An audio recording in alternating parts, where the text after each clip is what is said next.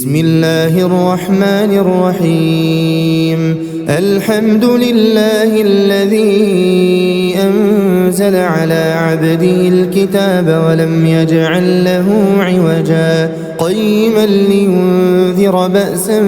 شديدا من لدنه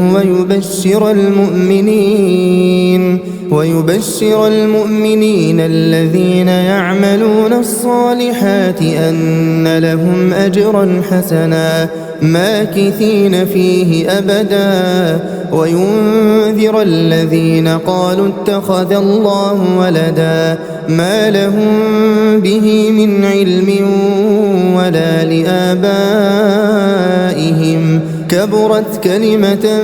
تخرج من أفواههم إن يقولون إلا كذبا فلعلك باخع نفسك على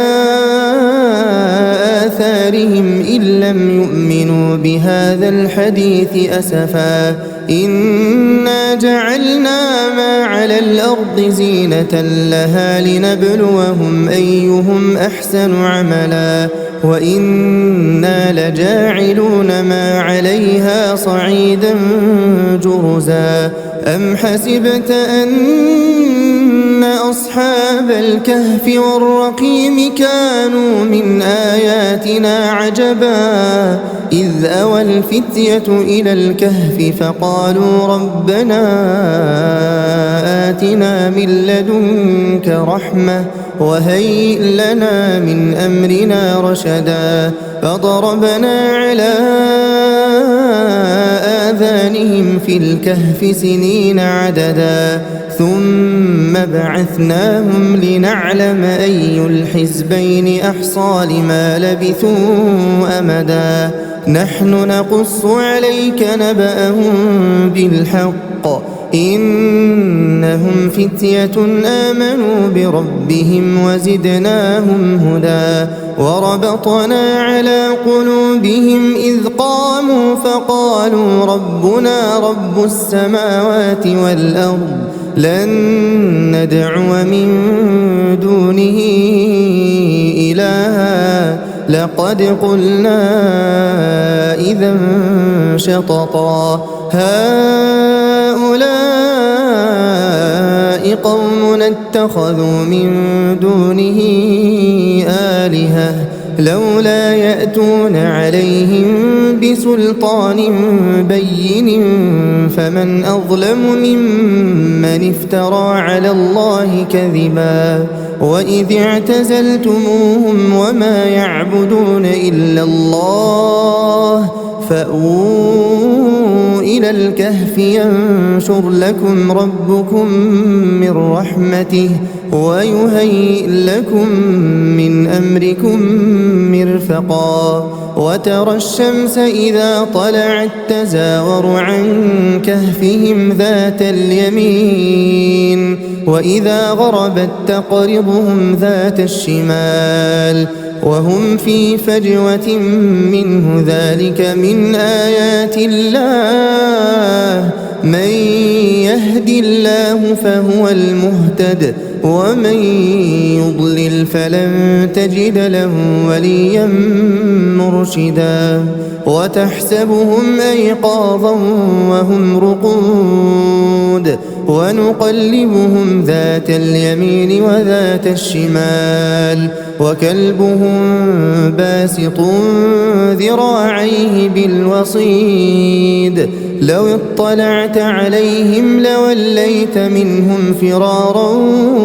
ولملئت منهم رعبا وكذلك بعثناهم ليتساءلوا بينهم قال قائل منهم كم لبثتم قالوا لبثنا يوما أو بعض يوم قالوا ربكم أعلم بما لبثتم فابعثوا أحدكم بورقكم هذه إلى المدينة فلينظر أيها أزكى طعاما فليأتكم برزق منه وليتلطف ولا يشعرن بكم أحدا إنهم إن يظهروا عليكم يرجموكم أو يعيدوكم في ملتهم ولن تفلحوا إذا أبدا وكذلك أعثرنا عليهم ليعلموا أن وعد الله حق وأن الساعة لا ريب فيها إذ يتنازعون بينهم أمرهم فقالوا بنوا عليهم بنيانا ربهم أعلم بهم قال الذين غلبوا على أمرهم لنتخذن عليهم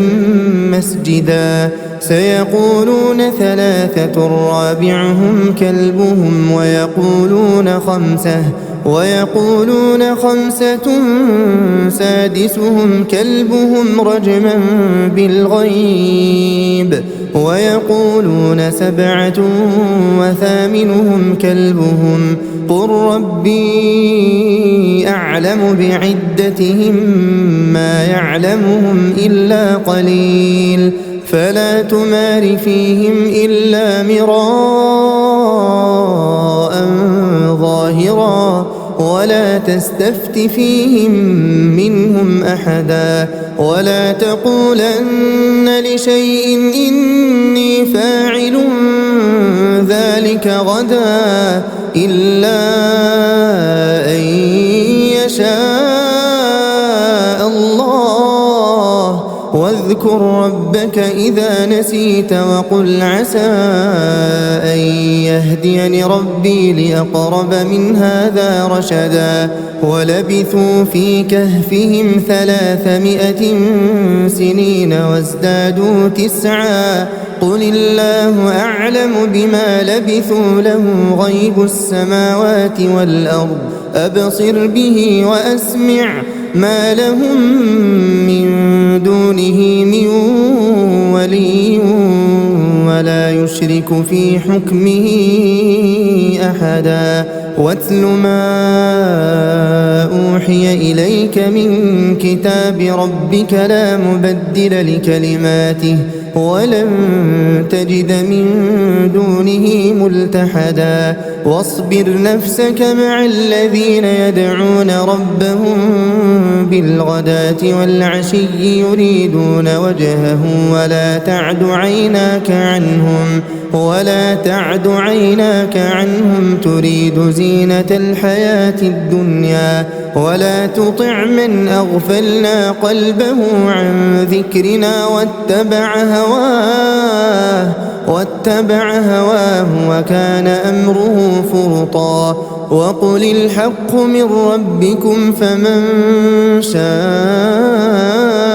فليؤمن ومن شاء فليكفر إنا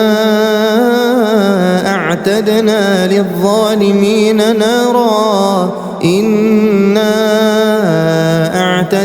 للظالمين نارا أحاط بهم سرادقها وإن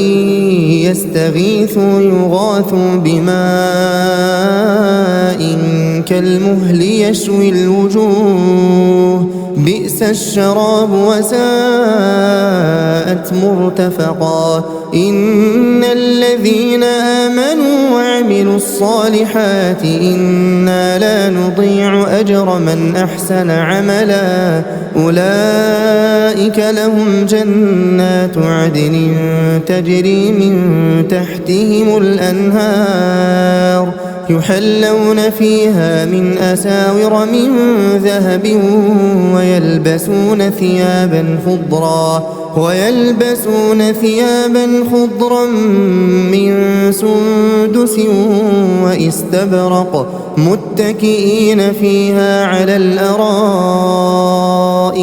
نعم الثواب وحسنت مرتفقا واضرب لهم مثل الرجلين جعلنا لأحدهما جنتين من أعناب وحففناهما بنخل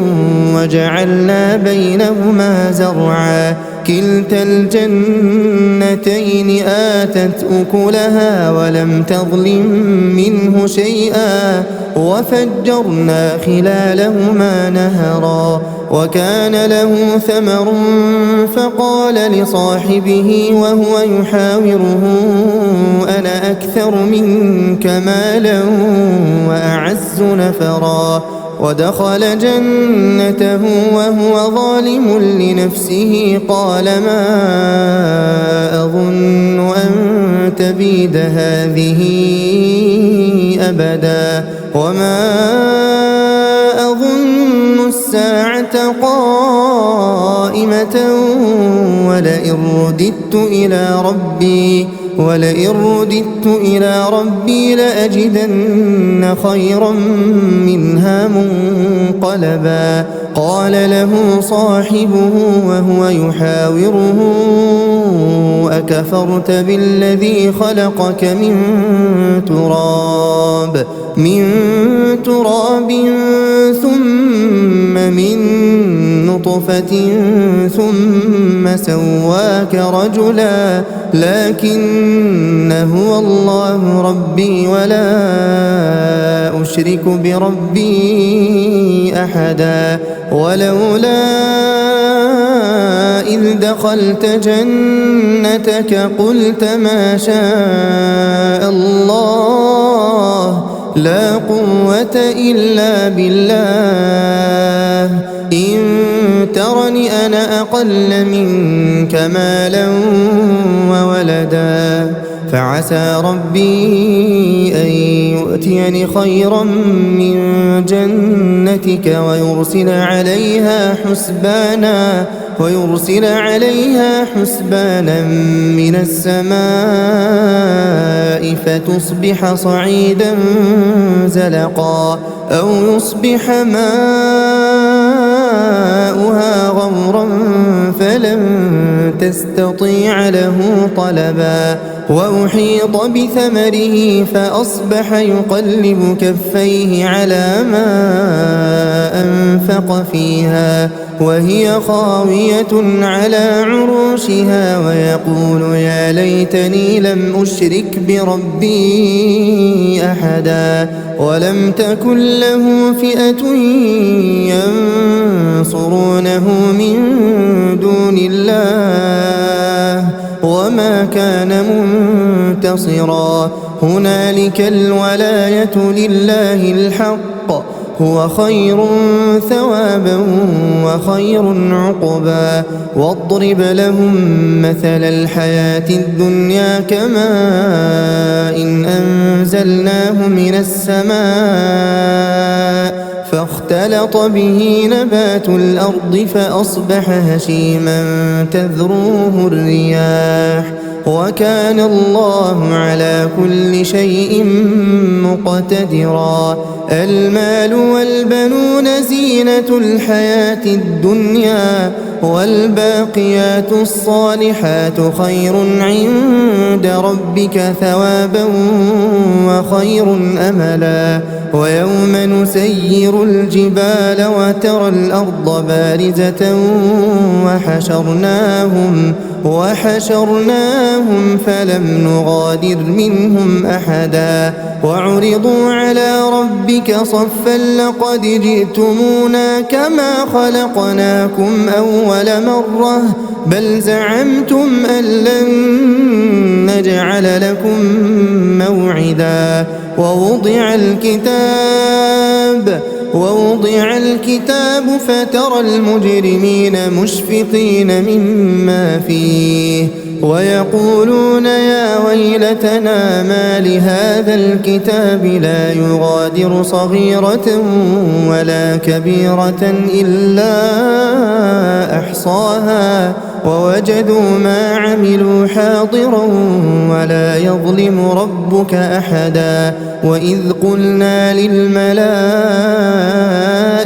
اسجدوا لآدم فسجدوا إلا إبليس كان من الجن ففسق عن أمر ربه أفتتخذونه وذريته أولياء من دوني وهم لكم عدو بئس للظالمين بدلا ما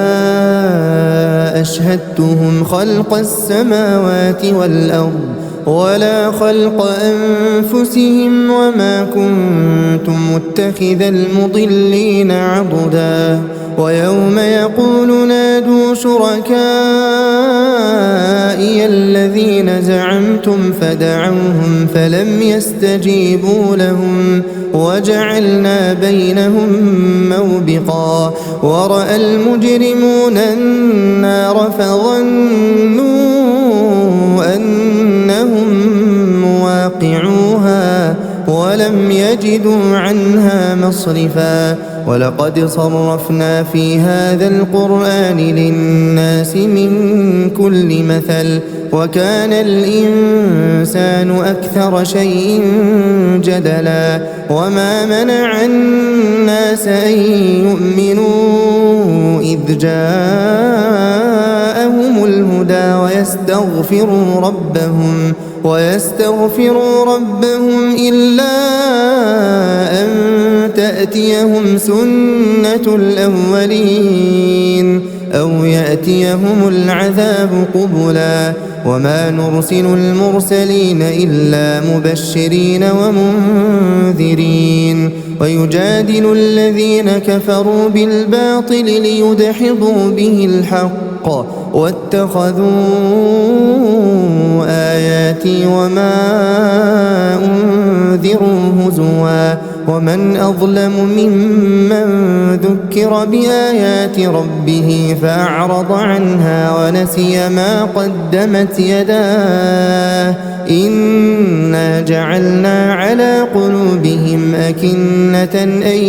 يفقهوه وفي آذانهم وقرا وإن تدعهم إلى الهدى فلن يهتدوا إذا أبدا وربك الغفور ذو الرحمة لو يؤاخذهم بما كسبوا لعجل لهم العذاب بل لهم موعد لن يجدوا من دونه موئلا وتلك القرى أهلكناهم لما ظلموا وجعلنا لمهلكهم موعدا وإذ قال موسى لفتاه لا أبرح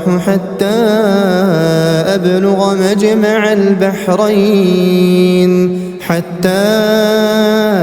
أبلغ مجمع البحرين أو أمضي حقبا فلما بلغا مجمع بينهما نسيا حوتهما فاتخذ سبيله في البحر سربا فلما جاوزا قال لفتاه آتنا غداءنا لقد لقينا من سفرنا هذا نصبا قال أرأيت إذ أوينا إلى الصخرة فإني نسيت الحوت وما أنسانيه إلا الشيطان أن أذكره واتخذ سبيله في البحر عجبا قال ذلك ما كنا نبغي فارتدا على آثارهما قصصا فوجدا عبدا من عبادنا آتيناه رحمة من عندنا وعلمناه من لدنا علما قال له موسى هل أتبعك على أن تعلمني مما علمت رشدا قال إنك لن تستطيع معي صبرا وكيف تصبر على ما لم تحط به خبرا قال ستجدني إن شاء الله صابرا إن شاء الله صابرا ولا أعصي لك أمرا. قال فإن اتبعتني فلا تسألني عن شيء حتى أحدث لك منه ذكرا. فانطلقا حتى إذا ركبا في السفينة خرقها قال أخرقتها لتغرق أهلها لقد جئت شيئا إمرا. قال ألم أقل إنك لن تستطيع معي صبرا. قال لا تؤاخذني بما نسيت ولا ترهقني من أمري عسرا. فانطلقا حتى إذا لقيا غلاما فقتله. قال أقتلت نفسا زكية بغير نفس لقد جئت شيئا نكرا. قال ألم أقل لك إنك لن تستطيع معي صبرا. قال إن سألتك عن شيء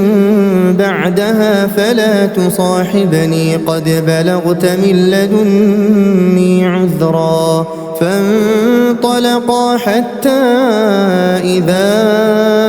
أتيا أهل قرية استطعما أهلها فأبوا أن يضيفوهما فوجدا فيها جدارا يريد أن ينقض فأقامه. قال لو شئت لاتخذت عليه أجرا. قال هذا فراق بيني وبينك سأنبئك بتأويل ما لم تستطع عليه صبرا. أما السفينة فكانت لمساكين يعملون في البحر فأردت أن أعيبها وكان وراءهم ملك يأخذ كل سفينة غصبا. وأما الغلام فكان أبواه مؤمنين فخشينا أن يرهقهما طغيانا وكفرا. فأردنا أن يبدلهما ربهما خيرا منه زكاة وأقرب رحما. وأما الجدار فكان لغلامين يتيمين في المدينة وكان تحته كنز لهما وكان أبوهما صالحا. فأراد ربك أن يبلغا أشدهما ويستخرجا كنزهما رحمة من ربك وما فعلته عن أمري ذلك تأويل ما لم تسطع عليه صبرا. ويسألونك عن ذي القرنين قل سأتلو عليكم منه ذكرا. إنا مكنا له في الأرض وآتيناه من كل شيء سببا. فأتبع سببا حتى إذا بلغ مغرب الشمس وجدها تغرب في عين حمئة ووجد عندها قوما قلنا يا ذا القرنين إما أن تعذب وإما أن تتخذ فيهم حسنا. قال أما من ظلم فسوف نعذبه ثم يرد إلى ربه فيعذبه عذابا نكرا. وأما من آمن وعمل صالحا فله جزاء الحسنى وسنقول له من أمرنا يسرا. ثم أتبع سببا حتى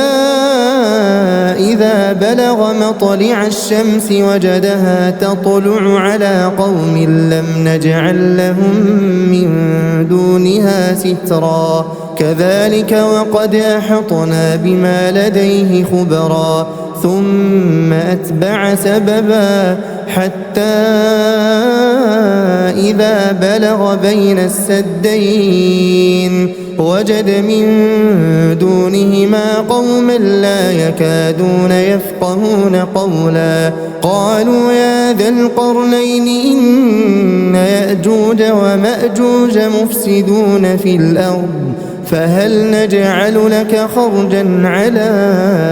أن تجعل بيننا وبينهم سدا قال ما مكني فيه ربي خير فأعينوني بقوة أجعل بينكم وبينهم ردما آتوني زبر الحديد حتى إذا ساوى بين الصدفين قال انفخوا حتى إذا جعله نارا قال آتوني أفرغ عليه قطرا فما استطاعوا أن يظهروه وما استطاعوا له نقبا قال هذا رحمة من ربي فإذا جاء وعد ربي جعله دكاء وكان وعد ربي حقا وتركنا بعضهم يومئذ يموج في بعض ونفخ في الصور فجمعناهم جمعا وعرضنا جهنم يومئذ للكافرين عرضا الذين كانت أعينهم في غطاء عن ذكري وكانوا لا يستطيعون سمعا أفحسب الذين كفروا أن يتخذوا عبادي من دوني أولياء إنا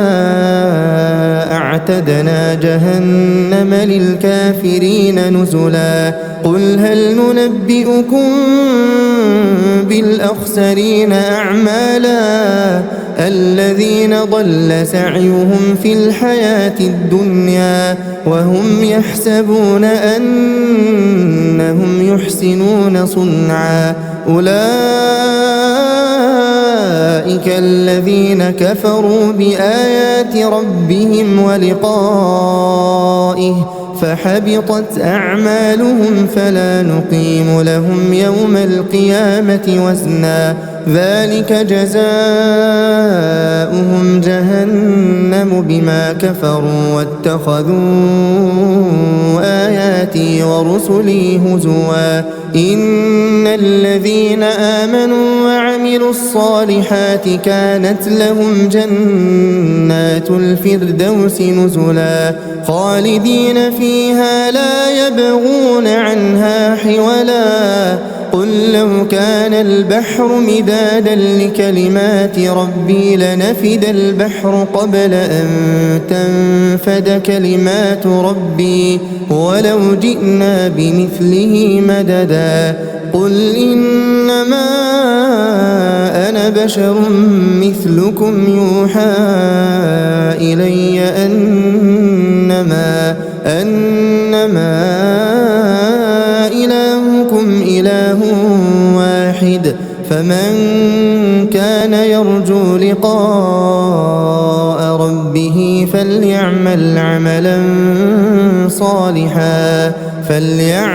عملا صالحا ولا يشرك بعبادة ربه أحدا.